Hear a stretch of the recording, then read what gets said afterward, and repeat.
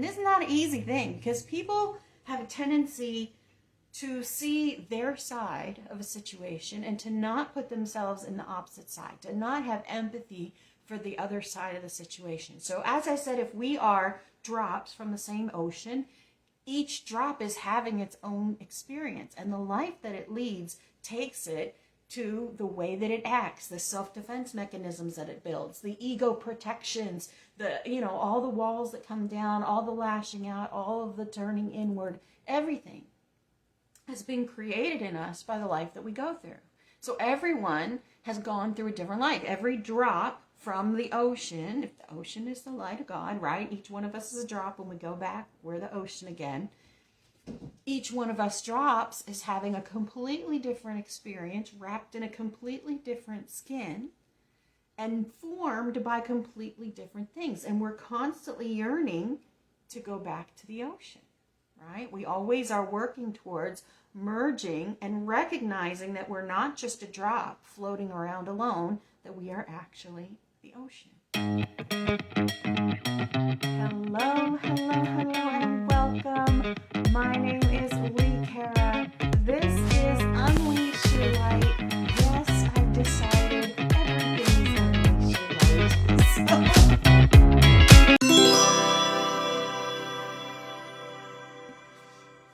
So, like I said, people don't make it easy.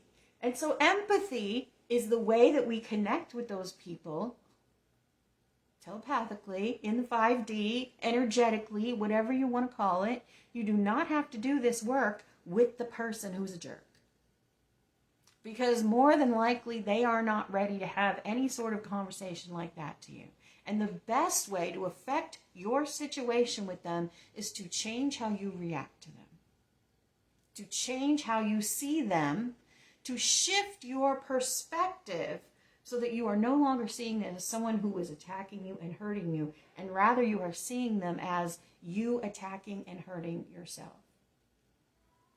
So, let's get to the nuts and bolts. I've talked about the concept behind it, and if y'all get offended, please don't just click out.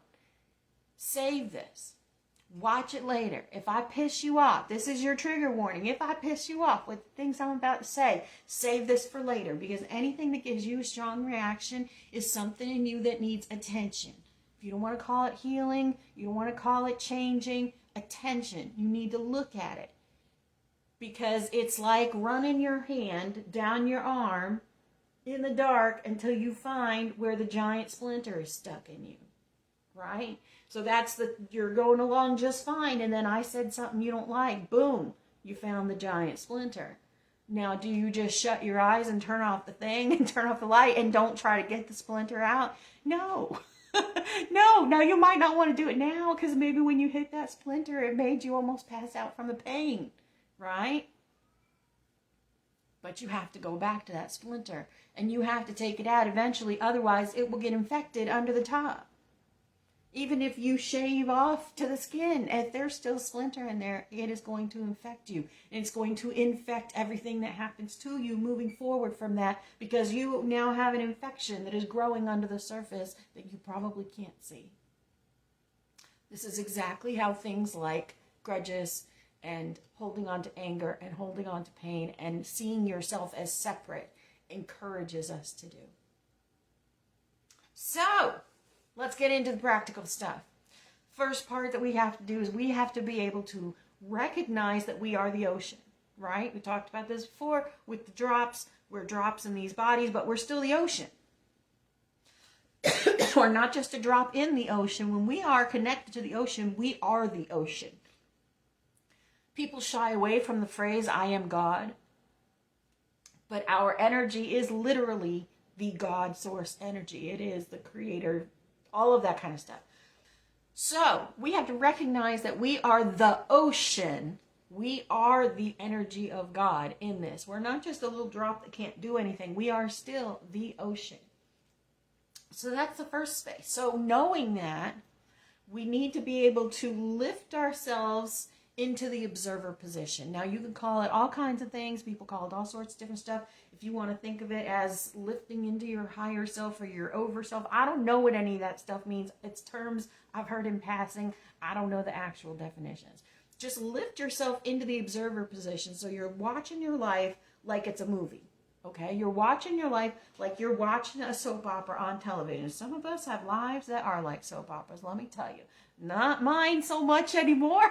If we looked at my past, maybe, but at this point now, I'm very, very non-productive, just enjoying my life. No drama. I'm so grateful. Anyways, so we have to be able to lift into the observer position so that we can look down at what's going on in our life without feeling defensive or ashamed or guilty or angry, or we can kind of look at it from above, right? So if you're having a dispute with another person, or even if you're watching someone, with a protest sign in their hand, whatever it says, and it makes you mad, or you see something on the news about some politician and it makes you mad, that is the moment where you practice this, where you do this simple thing that we're talking about. As you feel yourself getting angry, getting triggered, getting upset with the person, whomever it is that you're interacting with, lift yourself into the observer position. You don't have to do this in the moment that you're arguing. In fact, don't do it in the moment that you're arguing until you're really in that space where you can get to that love quickly, or where it doesn't affect you, okay?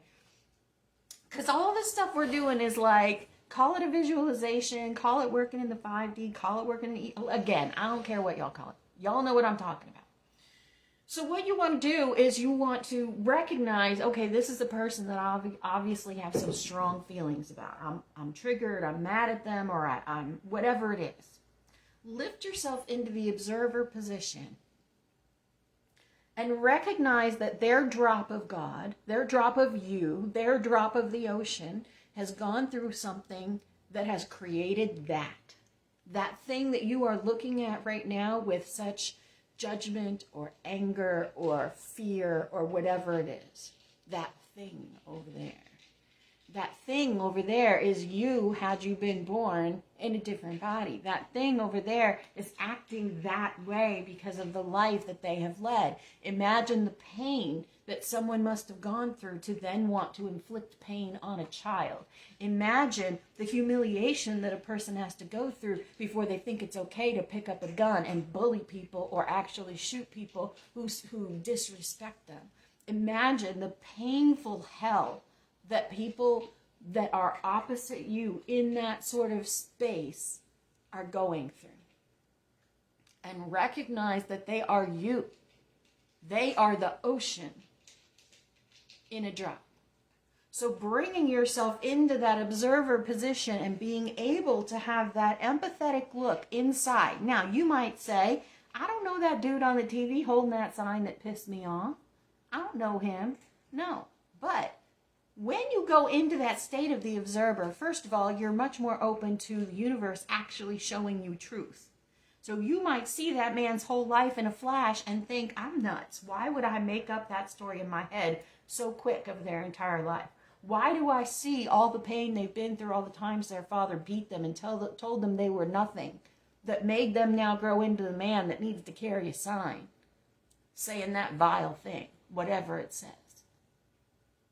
Right? We're able to, even if that may not be their particular story, it's somebody's story. Even if you think you're making it up in your head, somebody has lived a version of that. Whatever you are able to do to understand and to fully almost stand in their shoes, do it. Learn to do it as often as possible. Practice on people on television before you do it for your family. Because family's much more complicated because you might know some of the motivation for it. You might know some of why I always use Uncle Dave, why Uncle Dave is such a jerk and speaks to women so disrespectfully and gets drunk every year. And you threw your shoe at him last year because he told you, sit down, shut up, little girls, nobody wants to hear from you. That's Uncle Dave that I always use. But knowing his background, if you can lift yourself into the observer position with Uncle Dave and see that he acts that way because of the way that his drop of you went through life. It starts to change how you see people that you think are separate from you. And as more of us are able to do this, are able to acknowledge and recognize that that person right there is literally an expression of me, that we are all the exact same energy walking around wearing different meat suits on the exact same journey to try to amplify that energy of unconditional love. Now, how do we do that? We do that by being kind to ourselves. This is the work of Unleash Your Light. We do that by being kind to ourselves. We do that by being nice to others. We do that by forgiving ourselves. We do that by forgiving others. You know, we do that by ignoring those primal feelings of fear and ego. Last week's show, I talked about intuition, fear, and ego, and how our fear creates an ego that will literally block us from things in the name of protection, or in the name of caution, or in the name of, you're not going to get hurt like that again, so I'm not going to let you go over there and take that job, you know, overseas, or whatever it is. These lifetimes that we each go through forms each one of us differently. So the only one that knows how you were formed, that knows how your drop was wrapped, is you. And so you are responsible for your own healing. You are accountable for your own healing. And how do you heal? By recognizing that all the people around you are literally expressions of you, reflecting the hidden things that you have inside, or the hidden talents that you have inside. You know, if you keep attracting broken people, you might need some fixing yourself, but you also might be real good at fixing other broken people, right? There are clues everywhere. There are constantly synchronicities. The universe talks to us in every action, everything we see, everything that happens. It's constantly trying to make the cogs come together in the giant machine to create these opportunities that move in front of us, like Inception or a Doctor Strange thing. Like, you can literally see the reality shifting as we make changes. We are shifting lines in our string theory universe as we are making choices.